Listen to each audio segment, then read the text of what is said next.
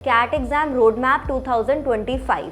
सो अगर आप भी इस साल कैट की प्रिपरेशन कर रहे हो या कैट का एग्जाम देना चाहते हो तो ये आपके कुछ टिप्स है जिसे आप फॉलो कर कर अपनी प्रिपरेशन कर सकते हो। लास्ट ईयर 3,29,000 स्टूडेंट्स थे जिन्होंने कैट का एग्जाम दिया था। तो सबसे पहला आता है आपके आर्ट्स। आपको अपने लिए एक टाइम टेबल सेट करना चाहिए, अपने लिए एक आर्ट सेट करने चाहिए कि आपको कितना प्रिपरेशन कितने आर्ट्स में कंप्लीट करना है। तो अगर आप कॉलेज स्टूडेंट हो तो आपको 2 to 3 आवर्स अपने लिए देना चाहिए, और इफ अगर आप वर्किंग हो तो आपको 4 to 5 आवर्स जो है वो वीकेंड्स पे अपना देना चाहिए। सो जनवरी और मार्च में आपका फर्स्ट फेज स्टार्ट होता है। सबसे पहले तो अगर आप कोई भी एग्जाम दे रहे हो, चाहे वो कैट है, मैट है, जैट है, कोई भी एग्जाम है, तो आपको उसके बारे में पता होना चाहिए क्या उसका सिलेबस है और क्या उसका एग्जाम पैटर्न है। तो अगर हम कैट की ही बात करें तो कैट में आपके 3 सेक्शंस होते हैं। सबसे पहला आता है आपका कॉन, देन आता है आपका VARC, फिर आता है आपका DILR। Start with basic equations जैसे कि आपका arithmetic, puzzles and reading comprehension. तो सेकंड फेज आपका जो स्टार्ट होता है वो होता है आपका अप्रैल और जुलाई के अंदर। यहाँ पर आपको अपनी स्ट्रेंथिंग के ऊपर ज्यादा फोकस करना चाहिए, जैसे कि आप अपने रिवाइज करो कॉन्सेप्ट्स को,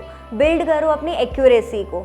इसके अलावा सेकंड है आपको फोकस करना चाहिए अपने ईच टॉपिक्स के ऊपर, जैसे कि आपके कॉन्ट हो गए, आपको टाइम मैनेजमेंट करना चाहिए वर्बल और DI सेट्स के अंदर। फिर आप फोकस कर सकते हो अपने एडवांस्ड एरिया पर, जैसे कि आपका अर्थमेटिक हो गया, अलजेब्रा हो गया आपका, या फिर आपका VA and LR। Third phase जो आपका स्टार्ट होगा वो होगा आपका अगस्त और अक्टूबर के अंदर। यहाँ पर आप अपनी प्रैक्टिस कर सकते हो मॉक्स की। सबसे पहले तो work on your time management, then उसके बाद अपने फुल लेंथ मॉक्स टेस्ट की आप प्रिपरेशन कर सकते हो, जिसे आप ऑनलाइन जाकर भी चेक कर सकते हो। काफ़ी सारी वेबसाइट्स हैं जैसे कि आपका, या फिर ऑनलाइन प्लेटफॉर्म्स हैं जहाँ पर आपको मॉक टेस्ट के लिए रिगार्डिंग जितनी भी प्रिपरेशन हो रही हैं वो आपको मिल जाएगी। जैसे कि आपका एक क्रैकू कर है जहाँ पर जाकर आप लास्ट ईयर के या इस ईयर की भी जो भी प्रिपरेशन है वो आप जाके चेक कर सकते हो। फिर आप एनालाइज करो अपनी परफॉर्मेंस के अंदर। फाइनल स्टेज जो होता है वो होता है आपका नवंबर का।